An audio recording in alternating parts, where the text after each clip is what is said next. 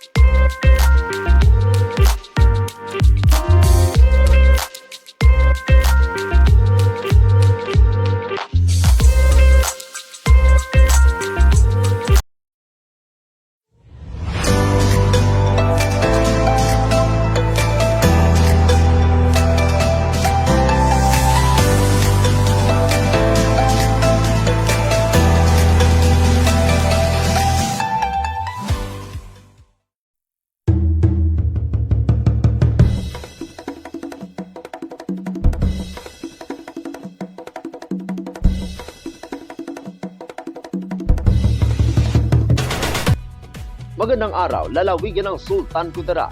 Narito na ang mga pangunahing balita sa Sultan Kudarat Headliners ngayong Setyembre 28, taon 2024.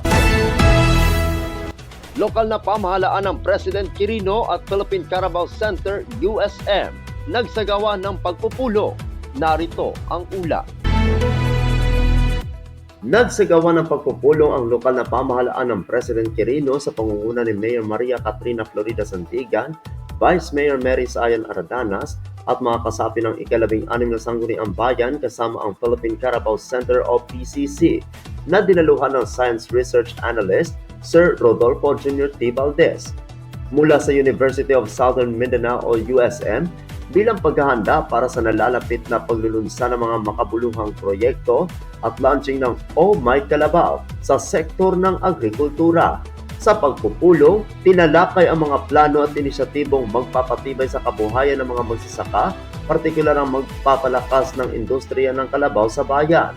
Ang layunin ng mga programang ito ay upang mapataas ang ani at kita ng mga mamamayan, lalo na sa mga produktong gatas, na makakatulong sa pangmatagalang pag-unlad ng bayan ng President Quirino. Sa pamamagitan ng pakikipagtulungan ng PCC, umaasa ang pamahalaang lokal na maisulong ang agrikulturang sustainable magbibigay ng oportunidad para sa mas maliwanag na kinabukasan ng bayan ng President Quirino. Ako ang inyong kaibigang Apolinario Ferde Valencia para sa Sultan Kudarat Headliners.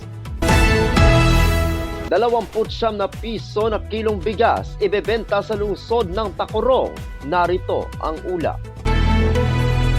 Sa darating na Lunes, ika-30 ng Setyembre taong kasalukuyan, mabibili na sa lungsod ng Tacorong ang 29 pesos na bawat kilo ng bigas na bahagi ng kadiwa ng Pangulo na gaganapin sa City Hall Ground sa Barangay Poblasyon, lungsod ng Tacorong. Magsisimula ang pagpapatala ika-7 ng umaga na kung saan 500 bags lamang ang maaaring mabenta na may 10 kilo sa bawat bag ng bigas ang mabibili na nagkakahalaga ng 290 piso sa isang bag ng bigas lamang ang maaaring bilhin ng isang tao at first come first serve hanggang maubos ang supply. Ang maaaring bumili ay ang mga senior citizen, solo parent, person with disability at mga kasapi ng Pantawid Pamilyang Pilipino Program o 4Ps. Sa nais bumili, magpakita lamang ng ID na nagpapatunay na bahagi kayo ng mga vulnerable groups tulad ng Senior Citizen ID, Solo Parent ID, PWD ID o 4Ps ID at bibigyan ka ng priority number. Ang pagbebenta ng murang bigas ay hatid ng National Irrigation Administration o NIA. Ang kadiwa ng Pangulo ay hatid din ng Department of the Interior and Local Government o DILG, Department of Agriculture or DA, kabalikat ang Provincial Government ng Sultan Kudarat at Local Government ng lungsod ng Tacoro. Ako ang inyong kaibigang Apolinario Ferdinand para sa Sultan Kudarat. Headliners. Para sa uling balita, pambato ng purok summer snow, panalo sa mutya ng baras ng Barangay Baras sa lungsod ng Tacoro. Narito ang ula. Sa koronasyon kagabi sa mutya ng baras ng Barangay Baras dito sa lungsod ng Tacoro, dinagsa ito ng mga kabarangay, bisita at supporter ng mga kandidata. Kahit may 30 piso para sa general admission at 100 piso para sa VIP na puno pa rin ang barangay gym. Sa nangyaring koronasyon, 11 mga magagandang dilag ang naglalaban-laban sa ganda, alindog at talino mula sa mga purok, samahan at institusyon.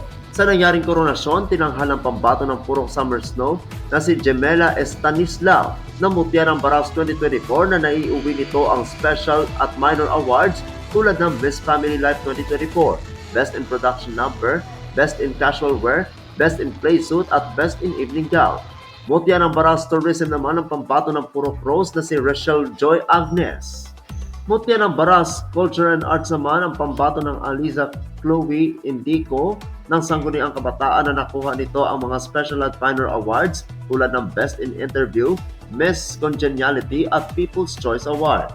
Mutya ng Baras First Runner-Up naman ang pambato ng A.S. Bernardo National High School na nakuha nito ang Special Award na Darling of the Crowd. At mutya ng Baras Second Runner-Up naman ang pambato ng Alas 12 Brothers na si Perlita Rumbines na nakuha ng Special Award na Miss Telegenic. Tinanghal naman ng Miss Photogenic ang pambato ng Purok Sampaguita na si Angela Chloe Magbanwa. Sa aktibidad kagabi, dumalo si City Councilor Jose Lim V at si Sangguniang Kabataan President ng Lungsod ng Tacoro Chairperson, Jezreel Franch Aris, at ilang SK Chairperson. Ang kanilang pagdiriwang ng ika-64 na Foundation Anniversary ay nagsimula noong ika-23 ng Setyembre at magtatapos ngayong araw, ika-28 ng Setyembre taong kasalukuyan. Ang Barangay Baras ay pinamumunuan ni Punong Barangay Doroteo Delicana at ang Sangguniang Kabataan ay pinamumunuan ni Chairperson John Reynan Kilayko na kasalukuyang board member ng Lalawigan bilang Sangguniang Kabataan President ng Lalawigan ng Sultan Kudarat. Ako ang inyong kaibigang Apolinario Ferdinand para sa Sultan Kudarat. Headliners.